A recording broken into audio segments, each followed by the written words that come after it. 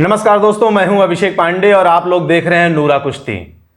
दोस्तों, जिस बाला साहब ठाकरे को हिंदू हृदय सम्राट कहा जाता है, हिंदुओं में चाहे युवा हो, बच्चे हो, बूढ़े हो, महिलाएं हो, युवतियां हो, कोई भी बाला साहब ठाकरे का नाम आते ही उनके अंदर एक रोमांच भर जाता है, उनके रोम रोम फड़कने लगते हैं।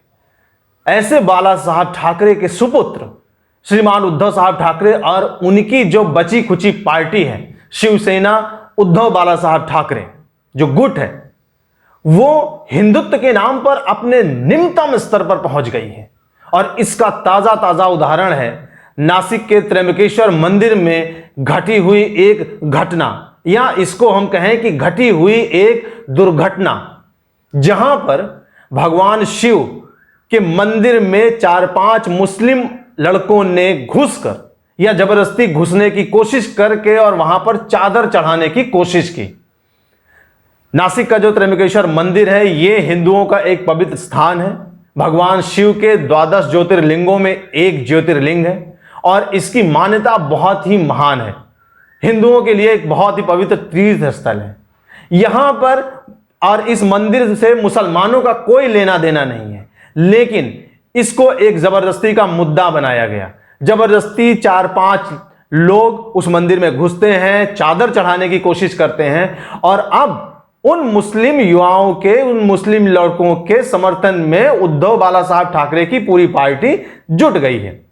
वो कह रही है कि यह बरसों पुरानी परंपरा है जिसको धूप महाप्रसाद आरती कहा जाता है, और मुस्लिम युवक जो अपने एक संत के नाम पर जुलूस निकालते हैं और जुलूस निकालते समय मंदिर को धूप दिखाते हैं। हालांकि मंदिर के जो ट्रस्टीज लोग हैं वो कह रहे हैं कि हमारे पुराने रिकॉर्ड में इस तरह की किसी भी परंपरा का उल्लेख नहीं है, और ना ही पिछले साल या उसके पीछे के जो भी साल गए हैं उनमें इस जुलूस में कभी भी ऐसी धूप आरती का कोई जिक्र नहीं है। उन लोगों ने प्रशासन को पिछले साल जो जुलूस निकला था उसका वीडियो भी दिखाया कि देखिए किस तरह से जुलूस शांति से निकल गया, अपने आप निकल गया, और किसी तरीके की धूप आरती जैसा कुछ नहीं है।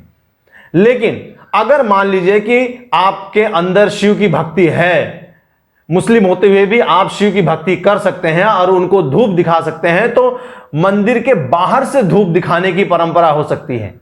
आपको मंदिर में घुसकर और शिवलिंग पर चादर चढ़ाने की जरूरत क्यों पड़ती है? और आपको मंदिर के बाहर नहीं रोका गया है, बल्कि वीडियो साफ साफ दिखाता है कि आपको मंदिर के सीढ़ियों पर रोका गया है। मतलब आप मंदिर प्रांगण में घुसे हैं और जिन्होंने घुसने का प्रयास किया वो खुद माफी मांग रहे हैं, वो खुद इस बात को स्वीकार कर रहे हैं कि उनसे गलती हुई। लेकिन उनके बचाव में संजय राउत या उद्धव बाला साहब ठाकरे इतने ज्यादा नीचे गिर गए हैं कि अब वो हिंदुत्व के नाम को भी बदनाम करने लग गए हैं। भारतीय जनता पार्टी को कोसते हुए उन्होंने कहा कि भारतीय जनता पार्टी गोमूत्रधारी पार्टी है। आप सोचिए, इतने नीचे गिर गए हैं कि अब इन्होंने गोमूत्र को भी मजाक का विषय बना दिया है। वो गाय जो हिंदुओं की सबसे पवित्र चीज है, मां है, जिसके लिए कितने बड़े बड़े आंदोलन चलाए गए, उस गाय को, उस गोमूत्र को ये मजाक का विषय बना रहे हैं। भारतीय जनता पार्टी को कोसना तुम्हारी राजनीतिक मजबूरी हो सकती है, लेकिन हिंदुत्व को कोसना, गोमूत्र को कोसना, उस पर मजाक बनाना, यह किस तरह का सियासी खेल खेला जा रहा है उद्धव साहब? आपसे यह उम्मीद नहीं थी कि बाला साहब ठाकरे के सुपुत्र होकर आप इस तरीके की गंदी सियासत खेलेंगे। और संजय राउत साहब जिस तरीके से उन मुस्लिम युवकों का समर्थन कर रहे हैं, इतना समर्थन तो उनको मुस्लिम युवकों की पार्टियों ने नहीं किया। खुद वो मुस्लिम युवक माफी मांग रहे हैं और आप उनका समर्थन करने जा रहे हैं। आप सोचिए कि आप सिर्फ एक कांग्रेस से जुड़कर आपने अपने आप को कहां गिरा लिया है। इसीलिए बड़े बुजुर्ग कहे गए हैं कि संगत से गुण होते हैं, संगत से गुण जाएं। आपको किसके साथ रहना है, किसके साथ नहीं रहना है, यह आपको तय करना पड़ेगा, वरना जो आपकी विचारधारा है उस विचारधारा पर कलंक लग सकता है। बाला साहब ठाकरे का नाम हम लोगों के लिए बहुत पूजनीय है, आदरणीय है, और उन्होंने अपना पूरा जीवन हिंदुत्व के लिए लड़ा, और आप आज उसी हिंदुत्व के नाम पर छीटाकशी कर रहे हैं, आप मजाक बना रहे हैं।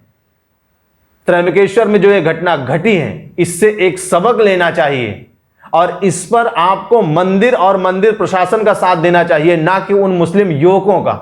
हालांकि उन्होंने माफी मांग ली है, उनके खिलाफ जांच शुरू हो गई है और देवेंद्र फडणवीस जो कि उप मुख्यमंत्री हैं, उन्होंने साफ साफ कह दिया है कि इसकी जांच की जाएगी और जो दोषी हैं उनको बिल्कुल बख्शा नहीं जाएगा। धार्मिक उन्माद फैलाने के आरोप में उनको कड़ी से कड़ी सजा दी जाएगी। और हम भी यही मांग करते हैं कि कोई भी हो, अगर वो धार्मिक उन्माद फैलाता है तो उसको कड़ी से कड़ी सजा मिलनी चाहिए। जय हिंद।